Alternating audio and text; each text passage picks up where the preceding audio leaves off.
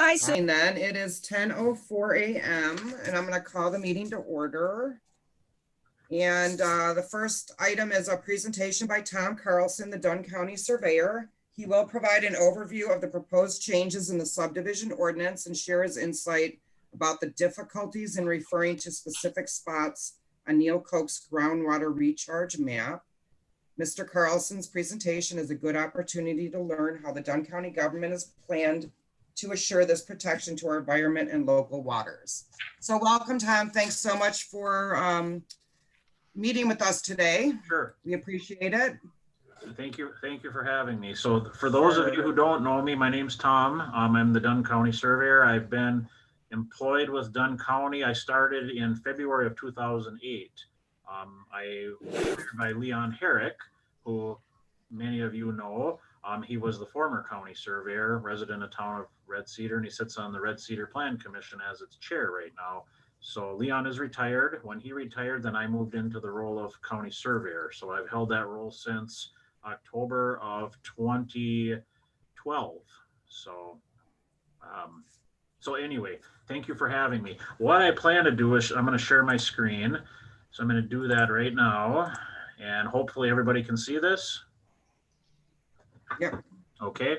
So it's the ordinance that I had. It's the draft ordinance that's going to be going before the Planning Resources Development Committee on December 22nd. I emailed a draft of the same document to Kathy. So hopefully you guys all have that and had a chance to take a look at it. So what I've done this morning is I went through and highlighted sections of the ordinance of the draft that I felt impacted water quality or environmental policy. So I'll just go through these items. You can stop me at any point if you'd like. Say, Tom? Yes. Is there a way that you could maybe just enlarge that a little bit? Just, you know, and then kind of you do a little scrolling? Yeah. Good. And I find this to be the case, Steve, that it looks fine on my screen, but you know, the guest in the meeting, it's very tiny on their screen. So yeah. Well, I had some cataract surgery in the last few weeks, so I'm using readers and I have a little, so anyway. Well, it's better to say something now than at the end of the meeting. So, okay. Thank you. Yes, you're welcome. So purpose of our ordinance, these are things now that I've identified that weren't necessarily in the old ordinance, or I should say the current ordinance that we're using. I'm going to refer to the current ordinance and the draft. Okay, the draft is what we're proposing. Current is what we are bound to use right now that's on the book. So our current ordinance doesn't have these things in yellow, or it may have them, but we've tweaked the language. So we've added under the purpose. You know, we start with the ordinance. What is the purpose? So we want to promote the wise use, conservation, protection, and property development of Dunn County's water, soil, wetland, woodland, and wildlife resources, achieve a balanced relationship between land use and development, and supporting and sustaining Dunn County's natural resource base. So item 3 here we've added in secure safety and resiliency from disastrous storms, fire, flood, pollution, disease, other hazards. And number 4, we talk about efficient transportation, water, sewage, stormwater drainage, schools, parks, playgrounds, recreation, and other facilities. Number 6, which you guys may find important in your group, to prevent and control erosion, sedimentation, other pollution of air and water, ensure the adequacy of drainage facilities, and safeguard subsurface water. And we also want to prevent destruction or impairment of environmentally sensitive areas. That term has been big over the last 5 years or so with Dunn County and the different organizations.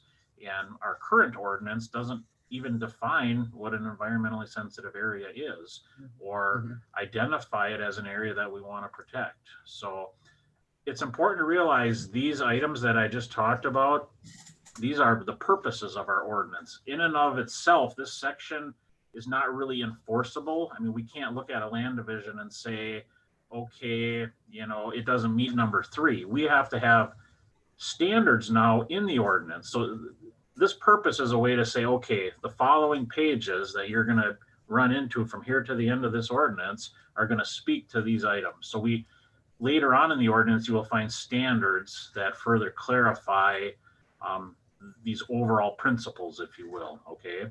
I know in the past this has come up at meetings. Well, we should deny this land division because it doesn't meet the purpose of our ordinance. Well, we really need standards to compare the land division to. So later on, you're going to see where we have adopted some new standards that speak to these philosophies, if you will. Okay. So any questions on that? No, I just applaud you to put that in there. Thank you. Yeah. Tom, when it comes to regulation, you're saying you can't use those, but can you refer back to them and say, since we don't have a standard, this is our purpose. And as a professional, I don't feel the best management, through looking at best management, is there any way to use these at all? Or they're just strictly philosophy, is what I'm getting from you. I'll bring up the Timber Valley development in the town of Red Cedar. There was a lot of discussion on that. Should it happen? Shouldn't it? There's too many lots, possible pollution of septics. I mean, there were good arguments on both sides of the topic. And, these things came up. We had, well, we're going to get later on into suitability standards, but people were trying to say, well, Dunn County, you've got suitability standards in your ordinance. We shouldn't allow this to happen. And, the county manager was involved, Corp Counsel. And at the end of the day, it was decided that we really need more information than just a bunch of suitability standards. We need technical standards in the ordinance that we can measure things against. Okay, no land. I mean, a suitability standard would be as no steep slope should be included on proposed residential lots. Well, what is a steep slope to you, Kathy? And Dick might think a steep slope is something different. You might think it's 20%. Dick might think it's 12%. So we need a standard in the ordinance that says no lots that have slopes greater than 20% shall be developed into residential parcels. That's something we can measure. Otherwise, it's very subjective. So we're trying to remove some of the subjectivity from this in our draft. We're trying to reduce subjectivity in our draft ordinance by putting empirical or technical standards in there that can actually be measured. Okay. So to answer your question, we don't plan on hanging our hat on these items here, some of our suitability standards at the end, but rather some of our technical standards that we've worked into here. So, and we're open to ideas, suggestions. If a group like yours thinks that, hey, we should consider adding another standard to this ordinance, we'll certainly take that under consideration. Not going to say we'll agree with it or the committee will want to do that, but this is certainly time for the public. The public comment would be the time for people to do that. If they think that there's things in here that don't serve the public well or could better serve the public, we want to hear that. So. Yeah, no, I think that's great, Tom, because I know I went to a number of those PRD meetings and it got down kind of to the nitty gritty where, yeah, like you were saying, is it, okay, well, the purpose statement or the comp plan or this or that says this, but what is the actual law? What does the ordinance say? Right, and we cannot, I think that's very clear. We cannot base approval or denial of a land division on the comp plan in and of itself. This land division ordinance gives us the tools to implement the comp plan. Okay, the comp plan is the county's direction where we want to see things go. We accomplish the directives of that comp plan by enacting ordinances, the zoning ordinance, the floodplain ordinance, the land division ordinance, the solid waste and recycling ordinance down the line. So this is a tool to help us administer the goals of our comp plan. Can I ask a quick question? Sure. Hi, this is Lindsay Ketchell. I serve as the executive director for Landmark Conservancy. So we work in 20 counties, so we're pretty broad, but our main offices are in downtown Menominee. And I have, to me, it seems very clear that this county that I live up past Wheeler, has a significant water quality issue. And unless we dramatically impact how we are managing the lands, our grandchildren will have a dramatic water quality issue. And my observation has been in general that we tend to place economic development and job growth or housing developments at a higher value than we do clean water and some of these other important attributes to our ability to have, I'd say, an enjoyable life. And so I'm, I love helping to try to engage with plans. But in general, I've been frustrated. I've been doing this for 30 plus years and just watched every community I've moved to or region suffer dramatic environmental degradation. It's like a cut by 1,000 knives. Every little project just cuts away at her. I apologize to interrupt in the middle of your presentation, but sometimes I just have a burning statement that I just can't hold back. I apologize. No, and no need to apologize. Your concerns are not isolated. I mean, there's certainly other people that share your concerns and sentiment. I guess, it is a balancing act. On one hand, we want to conserve the county resources and protect I don't think anybody is going to say, yeah, I want to leave this world worse than I found it or have my kids with all this junk and garbage. At least I don't. But on the other hand, we need to, keep the county growing and increase our tax base. And how do we find, it's like a teeter-totter, right? We've got water quality on one end of it and economic development on the other. And, I know right now from talking to the developers and builders, there's a severe shortage of affordable housing in this county. I personally know people that can't buy a 3-bedroom ranch house right now because every time one comes on the market, it's gone the next day and there's 15 offers on it. And the people offering money are paying more than the asking price. So how do we balance that out? We want the economy to grow. We want to increase our tax base, attract businesses to this county so people aren't driving to the Twin Cities. But yet that comes with all this other stuff, right? We're packing houses on small pieces of property. We're potentially contaminating groundwater. We have erosion issues. We have sediment going into Lake Minoman. We have a whole host of things. And I guess I can't give you a good answer on how to manage all this. I know the PR&D committee, there's a water quality task force. We looked at CAFOs. There was a moratorium on them for a while. We have the Red Cedar Conference every year. And so there's so much attention and focus on water quality, but it does seem like maybe things aren't moving at as quick of a pace as people would like. Yep. I'm just curious also, are you familiar with smart growth? I did a fair amount of work in Vermont with sustainable local food systems for 15, 20 years. And Vermont really tackled it by wanting to have small family farms, valuing small family farms versus maybe larger scale. They took lands off of production, riparian areas. So, they sat back and said, look, we're a poor rural state with no political weight at all, but we have a lot of tourists who like to come here. And what's our greatest asset? And it was our lands and our waters. And we made a concerted effort as a state to prioritize that. And then you'd have condensed smart growth occurring where developers were forced to be very thoughtful in their development and minimizing any impact. But anyway, I digress. I just want to listen. I'll shut up.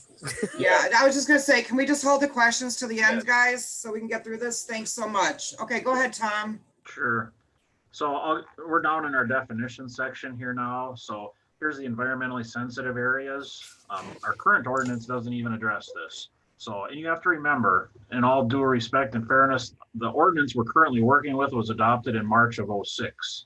Some of these hot button topics maybe weren't at the forefront back then, maybe not, but I'm just saying a lot has changed and our ordinance was in drastic need of some changes and upgrades. I mean, 14 years since it's been adopted. So this environmentally sensitive area, we put this in here. It includes all these items. So wetlands, including a 75-foot buffer, all areas mapped as floodplain by FEMA, all areas set within 75 feet of the ordinary high water mark of navigable streams and lakes, all areas having slopes of 20% and greater. Okay, so here's a standard. We've identified, what a steep slope is, 20% and greater. Burial sites and Indian mounds, perennial and intermittent streams, springs, and other drainage ways that contain runoff or running water during spring runoff or during storm events, including a buffer around those 25 feet.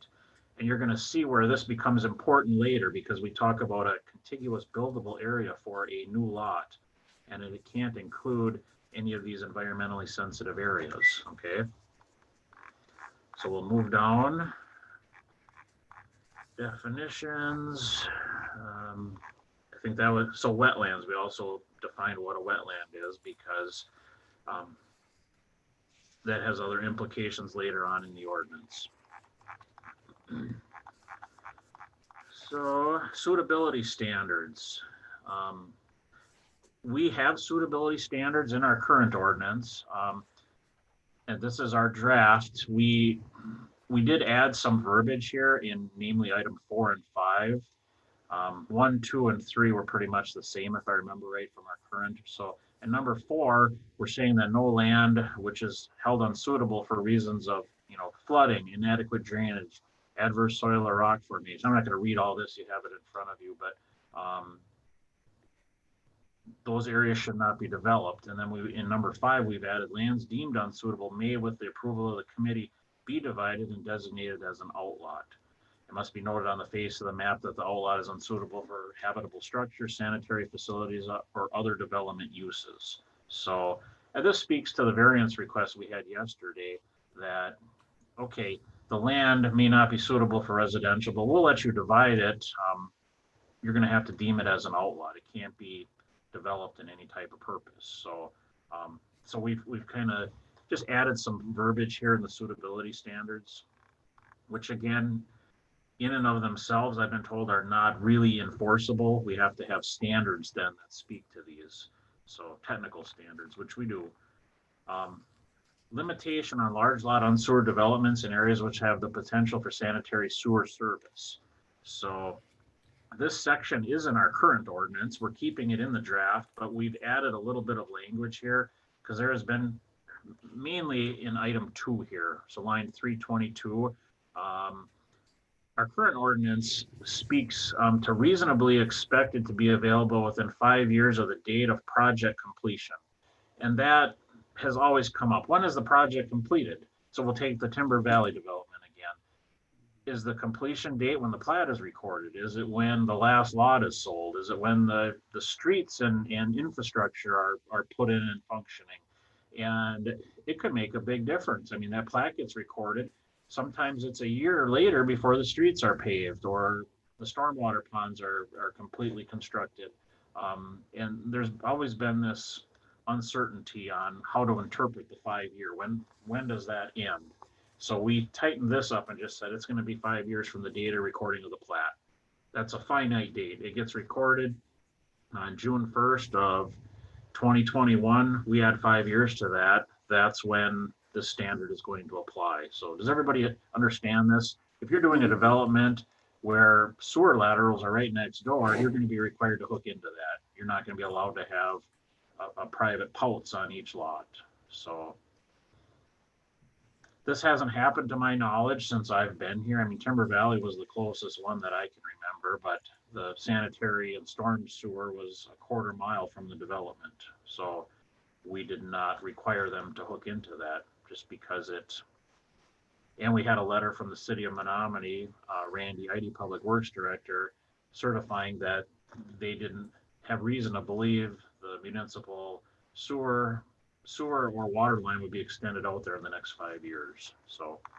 Yeah, and Tom, I just want to mention, because we've had a number of issues with the city asking them to run water out to certain developments in our town, and they will not do it unless they annex land. Yeah. That's how, as long as I've been here for the 12, 13 years I've been here, that they Okay. continuously state that, so. Sure. Okay. And that's an important point because, I mean, you expect development to piggyback onto the city of Menominee. I mean, town of Red Yeah. Cedar's got some beautiful land that's, adjacent to the city. It's just something we added some additional verbiage in here. So now we're into certified survey maps, okay? So the certified survey map shall correctly show on the face all the following. Our current ordinance, we don't require wetlands to be shown or require a 75-foot building setback or areas that exceed 20% in slopes or greater. So this is something now that's going to have to be shown on all certified survey maps. You're gonna have to show your wetlands, a 75-foot building setback from those, and then any areas of slope of 20% or greater. Could you define this 75-foot setback?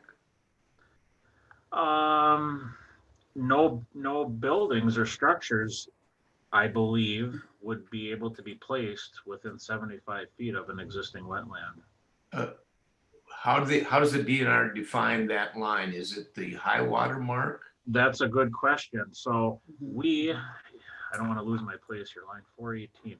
Let me go back up to wetlands, because I believe that's in our definition. So wetlands are areas identified on the DNR surface water data viewer. So you can go to that, anybody can go to that. And there are polylines shown on there, crosshatch. You can zoom right into your property and go Marinette County if you want, Brown County. It's across the entire state. Or you can hire a certified wetland delineator, okay? So that's how these wetlands are identified. And speaking with our land information office, they have these wetland polylines, if you will, from the DNR in a digital form. And we did a test, they sent those over to me. I imported them into my county AutoCAD drawing, and I can turn on any parcel in the county and light up that wetland layer, and it's the DNR's data. And that data is all readily available to the surveyors, to developers. So that's the information we're using. And I'm told that wetland inventory is kept up to date pretty regularly. So that's what we're going to be using as our standard, and that's how we define it. So everybody's on the same page. If Cheryl's surveyor is using, Cheryl's surveyor shouldn't be using something other than what we're using. We're saying it has to be from the Wisconsin DNR, or she can hire a wetland delineator, because sometimes these wetlands aren't delineated quite properly, or wetlands maybe change over time. So a new delineation has to be done and accepted by the DNR. So we give somebody an option. We're not going to lock you into saying you must use the DNRs. If you hire a wetland delineator and they accept that delineation, then we will also accept that.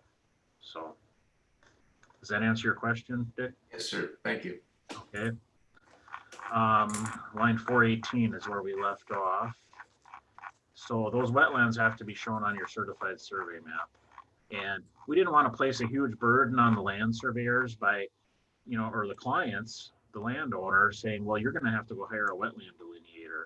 The surveyor should have no problem getting this data from that website, importing it into their drawing like I did, and showing that line on their map. They don't have to conduct any field work, I guess is what I'm saying, additional field work, or accept responsibility for delineating that wetland, which they're not allowed to do anyway. I mean, it would have to be done by a certified wetland delineator. So we're trying to make this as easy, I guess, and cost efficient to the landowner or taxpayer, but yet realizing a benefit on the county side. So we feel it's a huge benefit. So then we come down, now item 7 talks about if the department or staff here, if we find that we need additional information relative to a particular problem, we can request additional information. That's not required up front. So one of the things we can request is identification of drainage patterns, showing direction of flow, a grading plan, 2-foot contours.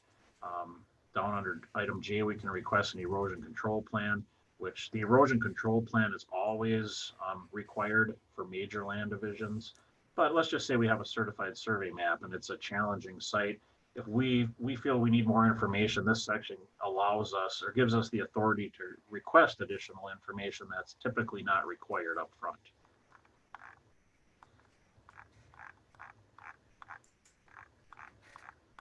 Keep going down. There's sections of this where, I mean, it's just all standard things. It doesn't really help our discussion here, but preliminary plats, okay? So under that section, all environmentally sensitive areas. So the same data that was required on certified survey maps, we're also requiring that on the preliminary plat. Now, preliminary plat is only required for major land divisions. We don't have those with minors or certified survey maps. So we've already talked about this. It's just another document where it pertains. And So surface drainage, so this area here, we've added all of this information. We didn't really have a good drainage and erosion control section of our current ordinance. So a lot of, I shouldn't say a lot, all of this information came from Dan Prestabach and his division, his Land and Water Conservation Division. So I'm not really going to read through this unless you want me to. I mean, everybody can read, but we've got a paragraph 1 here that talks about protecting property and structures from damage. Paragraph 2 talks about how to minimize soil erosion, different things, drainage patterns, make sure that flows are transported and disposed without causing undue erosion. And then item 3 is talking about drainage easements. Okay, we've had developers, we'll call them up or address some drainage problems with a plat and say, well, you need some drainage easements, and they'll just slap a bunch of drainage easements on there that don't even conform to the natural water courses. So item 3 specifies, okay, you're going to need drainage easements, but they have to conform substantially to the natural lines of the water course. We don't want you to come in and alter the site and say, well, we're going to run a drainage easement here and do a bunch of dirt work to make the water flow over in this direction. So, and then item 4 talks about if we have a drainage system carrying water across private land outside of the subdivision, appropriate drainage rights must be secured and indicated on the plat. So, Thanks. any questions on this? No, I think that's a great point that you have the drainage easements information in there, because I know even in our town, we've had a few of those drainage easements. Mm-hmm. And yeah, I just remember some issues with them, so. Right. In our town, we have somebody who made had a CSM and a small subdivision, and the drains right out of their property onto the neighbor's into the neighboring land. So it's really nice to have that. Mm-hmm. So this is all new. And some of this other stuff under item 5 here might be new as well, but it's a lot of technical information. Number 6 is new. We're talking about minimum standards for stormwater management. And a lot of this is way above my pay grade. I don't even understand what some of this is. So, of course, I'm going to have to enforce it and look towards, look to the other divisions here for assistance with this. But so this is just some technical data, 24-hour storm events, runoff curve numbers. I'm not going to get into all of this because frankly, I don't understand a lot of it, but it does make sense to the people that are going to be enforcing it. So, and they had a lot of input on this. Can Yeah. I ask a question about that, Tom? Sure. Yeah. We don't have an engineer or a hydrologist on the county, do we? Who would be able to look at that technical data and review it? How is that going to be? How's that going to be enforced? Well, Bob Keener is our engineering.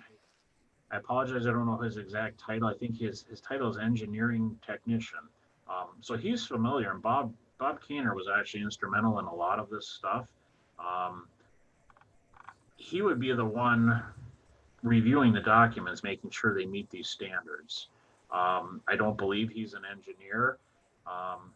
Is that a good thing, bad thing? I don't know. I do know he's very familiar with, he's been doing this his whole career. So he understands these numbers and understands compliance and non-compliance. He would be the person reviewing this stuff right now. Of course, when he retires, is he going to be replaced? Is his replacement going to have the same credentials? I don't know. But to answer your question, yeah, I don't believe, I believe John Swarsky, we're getting into an area here that I really don't want to, but I believe Okay. our highway commissioner is an engineer. Probably That's what I think so too. the civil engineer, but does he have a background in hydrology? I don't know. That I know there's overlap between different engineering disciplines, but I maybe said too much already. I don't know, but we don't have a hydrologist on staff, and I certainly can't decide if a development is meeting these standards or not. But I guess I'm confident and comfortable that we do have staff currently inland and water conservation. And I would sure hope that going forward, there would always be somebody in that division that could deal with these issues. Mhm.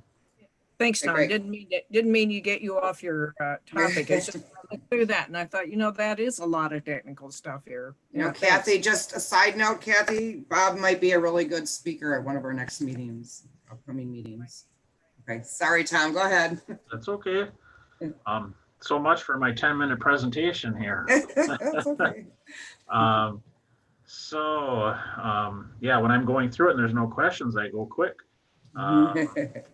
So where we're stormwater management ponds. So these have always come up to who's going to maintain these ponds. Town of Red Cedar going to do it? Is Dunn County?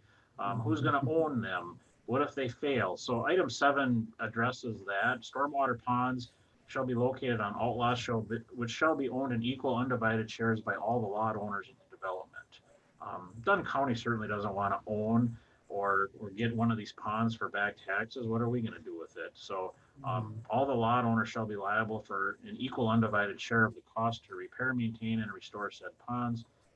Dunn County isn't going to be liable for any fees or special charges in the event the county becomes the owner of any lot or outlot by reason of tax foreclosure. So does that make sense? If we foreclose, we got a 12-lot subdivision and there's a 1/12 ownership in these retention ponds. If we take one of those lots back for back taxes, we are not going to be 1/12 responsible for that pond. So it's the responsibility of all the owners to maintain all the drainage systems within the drainage easements.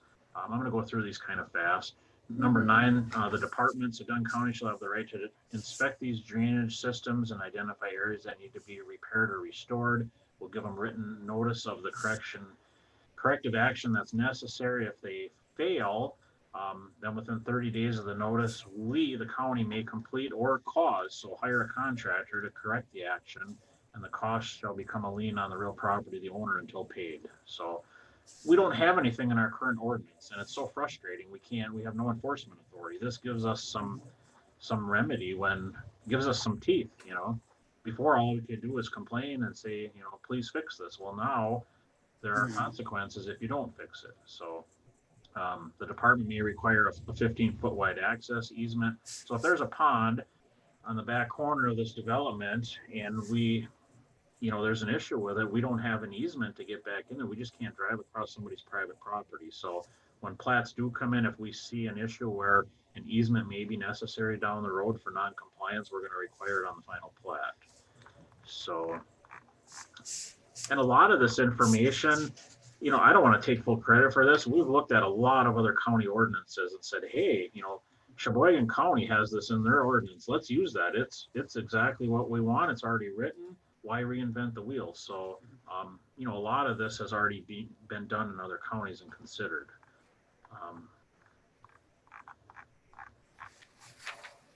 There's a big area in here, and actually, I don't know if we have anything now till so lots. So we have standards. This is one section of the draft that's greatly expanded. If you look in our current ordinance, we don't have much in there under lot standards. So we've added a lot of things here. These are the things I've identified that, impact water quality or environmental policy. So item number 6, each lot must contain a net contiguous buildable area of 30,000 square feet. So an acre is 43,560, 30,000 shakes out to about 68, 69% or 68% of an acre. Okay, so we're just shy. Let's just call it 3/4 of an acre. Each lot must have 3/4 of an acre roughly of contiguous buildable area without disturbing areas with slopes of 20% and greater that existed prior to concept review. Okay, so you can't come in with a bulldozer and alter the site and say, well, I meet this requirement now because I reduce some of these slopes. So does this make sense to everybody? You have to go back and look at contiguous buildable area. We define that up at the beginning. So can't include any environmentally sensitive areas. So this prevents people from carving out a 3-acre parcel with a 1/4 acre of net buildable on it, full of wetlands, everything else. So And number 8, any lot created by plat that is not served by public water and sewer, and provisions have not been made, need 1 soil boring on each of those lots, okay? So we'll just go back to the Timber Valley development.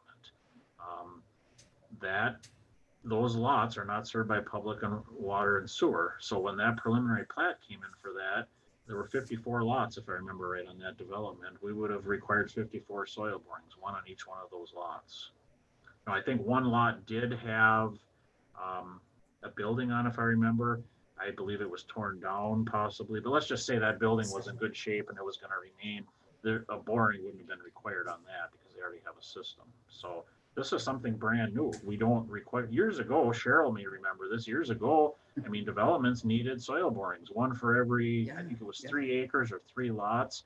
And then it did dry up. There's no denying that. That requirement was removed in 06 from the ordinance. And in talking with different individuals, it sounds like when Wisconsin allowed holding tanks to be a valid system, may not be a system of choice, but a holding tank was allowed, then that requirement, I believe, was taken out of the ordinance because, last resort, you can put a holding tank in, even if you have poor soils.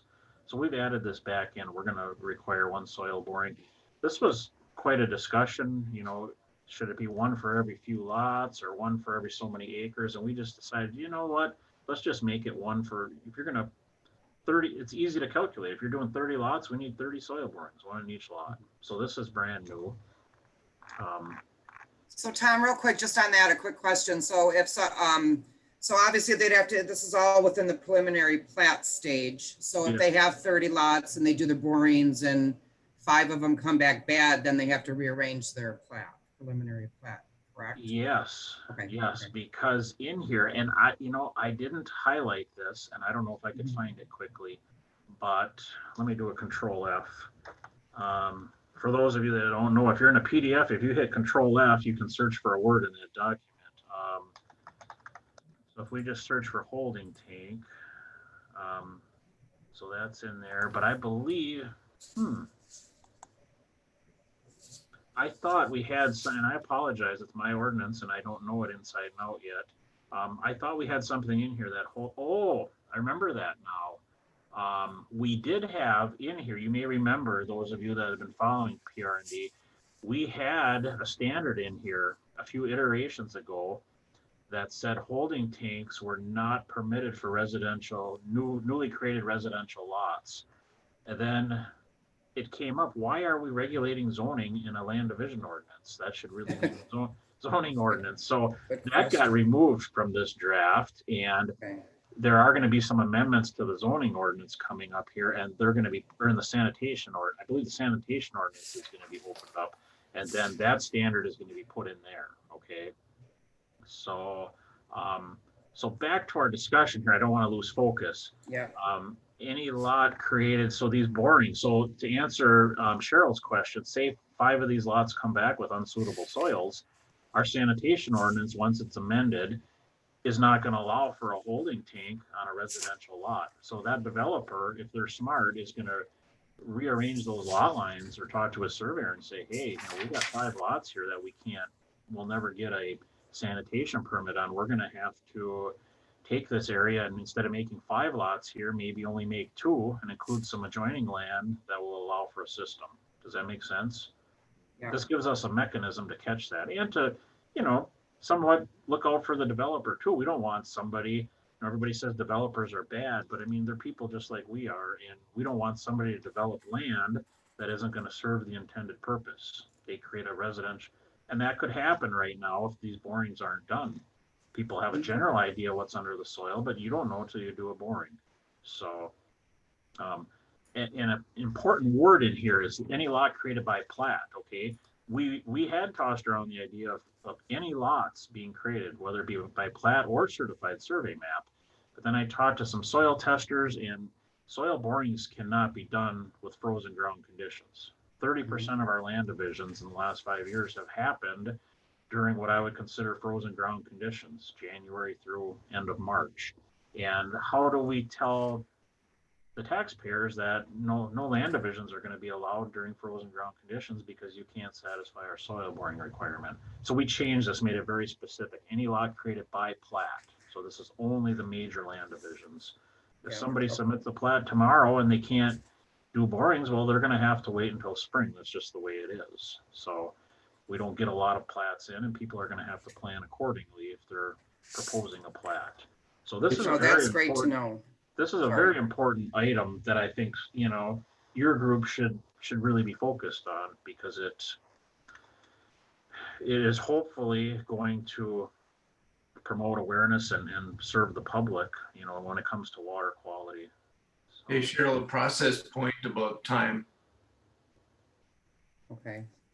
It's about 1:45. Okay. And I believe I'm just about done, because there Okay. weren't any, that was the last item that I highlighted. So those are the items I wanted to address. Great. Okay, so we'll open it up for questions. Questions for Tom? Hi, yes. As a town chair, how much can we rely on this, and how much should we put in our own subdivision ordinance? Good morning, Gene. Hi, Tom. Well, it's important to remember, this is the ordinance the county is going to enforce and use. A lot of the towns have taken our current ordinance and pulled pieces out of that and used that. A lot of them have used it as a template and then tweaked it. Some towns require more, some require less. I guess I'm not going to tell you what you should take out of it, Gene. I guess if there's parts of it you feel are beneficial or would benefit your town, then certainly, I guess where we have harmony between two ordinances, that's always a good thing. But just because the county ordinance may require something the town doesn't, or vice versa, isn't necessarily a bad thing either. I mean, I'll use the example of green space. We have a lot of townships in this county that have green space requirements. The county does not have that. So, a developer has to comply with our ordinance, but they also have to add green space on those lots, and we're not asking for it. But if they want to record it properly and meet all compliance, then if they're in the town, we'll just pick on town of Menominee. So if they don't have, I believe there's 30% green space, they're in violation of the town ordinance. So I don't know if I'm answering your question. I guess you're not bound to have everything in your ordinance that we do. I guess part of my question is, how much can we count on the county to enforce these? Because that's one of the things that I've found, is that it's sometimes easier for the town to have some control. And with our own ordinances, like our mining ordinance that we're dealing with right now, I'm really glad we have such an ordinance, because if all we had to do was rely on the county, we wouldn't have as much influence. And so, yeah, so that was my major question, was that, okay, maybe we need to incorporate some of these. And then, like you were saying, is that it seems like a fair number of these affect only large subdivisions and not minor divisions, just major. And so if we want them to apply to minor, we probably would need to incorporate it. True? Correct. I can tell you, I have a checklist. When a land division comes in, whether it's a minor or a major, my checklist conforms with the ordinance. So I'm going through, so I don't miss anything. Because it's very easy. If you don't have a checklist and say, does it meet it or doesn't it? It's so easy to miss something like a north arrow, something so simple on a map. A surveyor forgets to put it on. Well, I'm going to catch it because that's an item right in the middle of my checklist. Does the map contain a north arrow? Yes or no? I physically look at the map. It's got it. I check it off. So it's these suitability standards, though, that become a little more, I don't have a checklist for that. Does the map have, but now some of these standards were, like the slopes and stuff, I'm going to have to take that map if this draft is adopted at some point and turn on the wetlands, turn on the slope layer, and make sure that that 30,000 contiguous square feet is being met. So if that's your concern, that some of these lots are gonna get recorded and on the books that don't meet the ordinance, I would like to think that's not going to happen. But if a major land division is allowed to proceed and get recorded and you're not happy with it, that could happen, just because, you know, people have different views, and at the end of the day, the committee's going to have to make a decision on whether or not the ordinance is being met. And I'm not going to deny the fact that there may be some gray areas left in our ordinance. By the nature of ordinances, that, you know, ordinances by nature have that built into them. You can't have everything just completely bulletproof, at least in my opinion. And it's not good to have it bulletproof either. So there's always going to be some interpretation, subjectivity, but we're trying to reduce that with our ordinance. I guess I feel very comfortable with the certified survey maps that we didn't get into a lot of discussion today on other things. I mean, these are just the environmental things, but like we've talked about, we've addressed easements better in our draft, and you can read all this in there.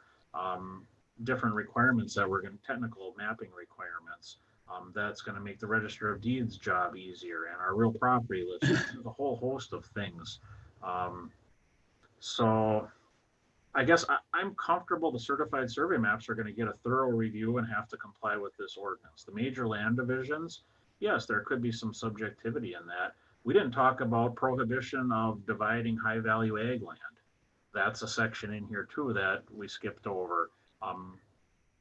I'll just mention it real quick, but we added some verbiage in there that the Land Conservation Department, NRCS, DNR, others would be consulted on determining whether or not the land is high value ag or not. So there's some subjectivity built into that as well. Thank you. I know that the ordinances, the town ordinance have to be pretty consistent though with like the county ordinance, because the county ordinance, you guys have the final say on whether to approve, you know, a CSM, or I know it has to go through the town, but then it also has to go through the county, and, you know, even with, a plat, you guys still have, yeah. I look at them as parallel but independent processes. And we'll just pick on Red Cedar, but Red Cedar has an ordinance, Dunn County has an ordinance, and we are not reviewing. A certified survey map comes in, I'm not reviewing it for the town of Red Cedar's standards. Of course, if I notice something that, you know, if I get a map in that doesn't have green space and it's in the town of Menominee, I'm going to call the surveyor, especially if they're not from the area, which happens. We get surveyors that come here from Appleton every once in a while and do a map. Yeah. I'll call them up and say, hey, it's none of my business. I'm not enforcing this. I'll approve your map, but you need 30% green space on here. You better call the town of Menominee. So they're two independent but parallel processes. And I get asked a lot too, well, do you want me to submit my map to you before I send it to the town of Springbrook? It's like, well, you can send it to both of us because we both have to review it. And as long as you meet both our standards, and honestly, I don't care if the town of Springbrook signs off on it before I do, or if I sign it before them.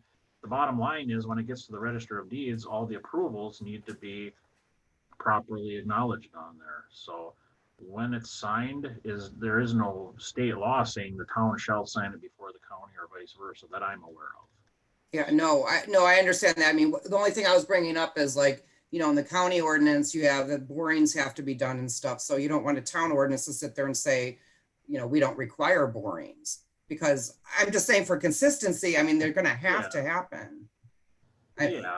You know, so. Well, even if the town didn't have a requirement for the borings, you're always going to have to comply with the more restrictive. Exactly. So. Yeah. Because I mean, they're state standards, and you know, a lot of our standards are above and beyond the state. The state, you know, doesn't require soil borings, but we can. So, if you look at it from that standpoint, you always have to look at all the ordinances that you're going to have to comply with, and make sure that you have to comply with the more restrictive. So, like say we allow for a 1 acre minimum lot size.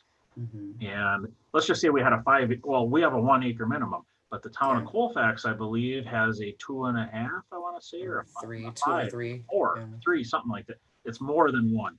Okay. 4. It's 4. It's 4, Oh, okay. Mhm. So a surveyor comes in and submits a 4-lot certified survey map with 4 2-acre lots. I'm gonna approve it. And if it gets recorded, the town or town of Colfax is gonna have a huge issue with it. And they're gonna call me and say, why did you approve that? Well, it met our standards. I can't deny it. I know. I can't hold up a signature for 90 days and say, well, you need to make these lots bigger. If they were smart, they would pull up my ordinance and say, you require 1 acre. I'm complying with your ordinance.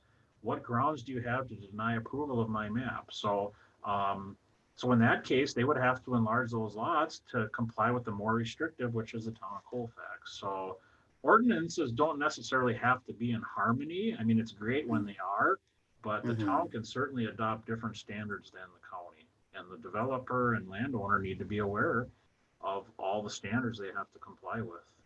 Yeah. Yep. If I can ask a question, quick question, Tom, sometimes I get confused about what's zoning and what's land division. And let me just toss out a couple of 3 things that I think may be zoning, but, some land divisions talk about the amount of or percentage of impervious surface.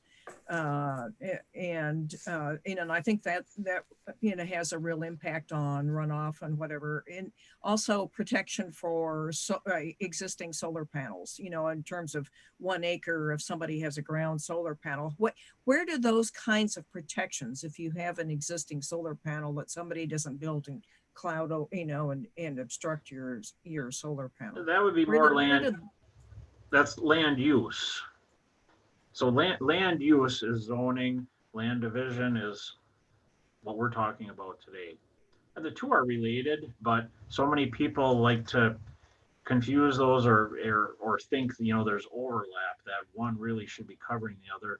The example is the holding tanks. We had that in there. Holding tanks were prohibited for residential use in the land division ordinance, and then a light bulb went on. So why are we doing this? It's closely related, but it's really a sanitation issue. It should be in the sanitation ordinance. Just like putting in our land division ordinance that any parcels created, greater than or less than 5 acres shall not be used for pasturing livestock. Well, that's a land use that does not belong in the land division ordinance. So there's a distinction there. Thanks. Now, Tom, I have some comments, questions for you. Sure. First of all, I really have learned a lot here this morning, and I appreciate you giving us your time and explaining this. I will admit that I'm quite naive on a lot of what is going on here, so Sure. Excuse my ignorance, huh? Be right up front with you, but I am curious. A couple of things. So one of them is kind of what's driving this ordinance? Is this coming from the county board itself? Is it coming from you and others kind of in your position? And on a grander scale, do you have a sense as to how accepting the county board might be of some of what is being proposed here? So there's kind of a high level overall questioning there. Yeah. If you could comment on all of that, please. Well, I'll start at the beginning. I believe the impetus for getting this going is several fold. I mentioned earlier, the current ordinance we have was adopted in March of 2006. So we've been using the same ordinance for 14 years, going to be going on 15 years next year, and things have changed. We've just in the time I've been here, I get so frustrated by the lack of clarity. You don't see all what happens behind the scenes, but I get a landowner in my office or a surveyor, and I don't want to say we're arguing, but we have a difference of opinion, and we go back to the ordinance and they're claiming, well, the ordinance allows me to do this. I'm claiming it doesn't, and there's so much gray area. So part of it was driven by myself. I'm so frustrated with a document that it seems almost enforceable in certain areas. It's old, it needs updated. I think anybody would tell you that a land division ordinance that's going on 15 years probably needs some updates. We could have done some minor amendments, but we're choosing to do basically a complete rewrite of it.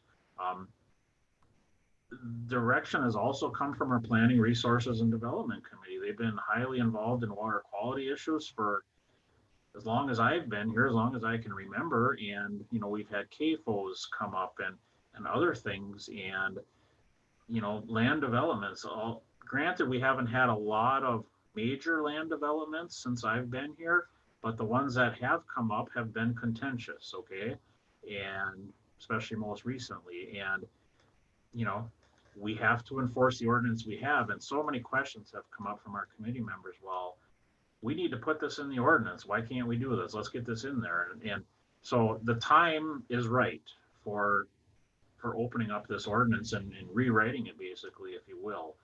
So it's come not only from staff, but also from the PR&D committee. So hopefully I answered that first part of your question. Yep, thank you. The second part is how accepting is the county board going to be? I think they're going to be very accepting of this. You have to remember, we have there's 29 board members on the board, 29 county board members, 5 of which sit on our governing committee, the Planning Resources and Development Committee, and then Dave Bartlett, the county board chair, also is a member of all the standing committees and a voting member. So we have 6 county board members, if you will, on our committee. They're very engaged and very knowledgeable about what we're doing, right? Because we report to them. The other county board members may or may not be. Some of these board members, you know, switch committees from, you know, every couple of years, but our committee has pretty much been the same individuals for quite some time now. So we have, you know, a large percentage of that county board that may or may not have a good idea of the inner workings of the Environmental Services Department or this ordinance. They do have, you know, access to these documents, whether or not they read, you know, the draft ordinance. It's out on the website. Every one of them gets notification of our meetings and should be able to see what's on the agenda, and everything is public. But how much transparency is there? How much time do they spend looking at our? I'm getting some feedback here, but Yeah, I just noticed that.